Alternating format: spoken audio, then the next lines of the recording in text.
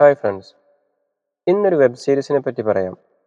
ഈ അടുത്ത കാലത്ത് നമ്മുടെ മലയാളത്തിൽ ഇറങ്ങിയതിൽ നല്ല ടോപ്പ് ലെവലിൽ നിൽക്കുന്ന ഒരു കിടിലൻ web series Kerala crime file season 2.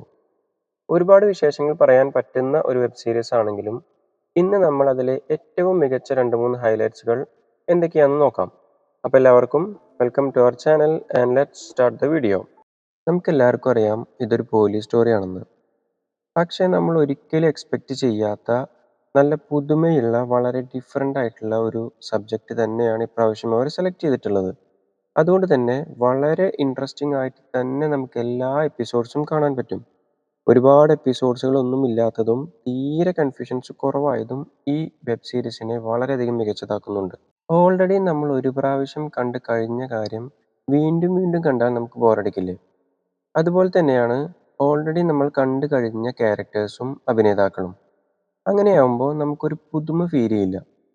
So അങ്ങനെയൊരു ബോറിംഗ് റിപ്പീറ്റേഷൻ ഒഴിവാക്കാൻ ഇവിടെ ലീഡിംഗ് റോളിലേക്ക് പുതിയ ആളുകളെ കൊണ്ടുവന്നിട്ടുണ്ട്.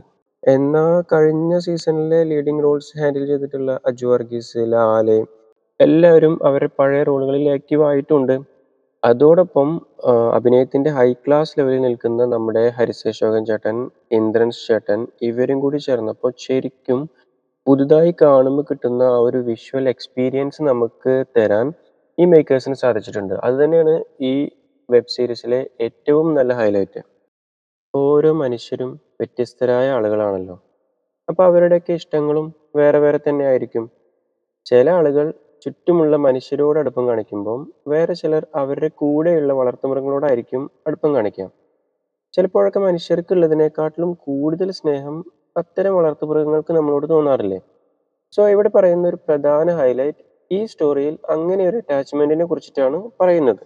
അതുകൊണ്ട് തന്നെ ഓരോ എപ്പിസോഡ്സും ഒന്ന് അനലൈസ് ചെയ്ത് നോക്കിക്കഴിഞ്ഞാൽ നമുക്ക് കാണാൻ പറ്റും എല്ലാ എപ്പിസോഡ്സും സ്റ്റാർട്ട് ചെയ്യുന്നത് ഈ കഥയുമായി ബന്ധപ്പെട്ട ഇത്തരത്തിലുള്ള ജീവികളെയും അവരുടെ ഒരു പ്രസൻസിനെയും ഒക്കെ കാണിച്ചുകൊണ്ടാണ്. അത്യാവശ്യം വളരെ നല്ലൊരു ഡീറ്റെയിലിംഗ് തന്നെയായിരുന്നു അത്. അപ്പോൾ ഫ്രണ്ട്സ്, മലയാളത്തിലെ തീരെ ചുരുക്കം വെബ് സീരീസുകളിൽ ടോപ്പ് ലെവലിൽ നിർത്താൻ കഴിയുന്ന കേരള ക്രൈം ഫയൽ സീസൺ 2 നിങ്ങളെല്ലാവരും കാണുക. കണ്ടതിന് ശേഷം നമ്മളിവിടെ പറഞ്ഞ ഹൈലൈറ്റ്സുകൾ നിങ്ങൾക്ക് ഇഷ്ടമായിട്ടുണ്ടെങ്കിൽ കമൻറ്റ് ചെയ്യുക. ഇതുപോലെയുള്ള കൂടുതൽ വീഡിയോസിനായി ചാനൽ സബ്സ്ക്രൈബ് ചെയ്യുക. ഇതുപോലെ അടുത്തൊരു സിനിമാ വിശേഷങ്ങളുമായി മറ്റൊരു വീഡിയോയിൽ കാണാം. അതുവരേക്കും ബൈ ബൈ.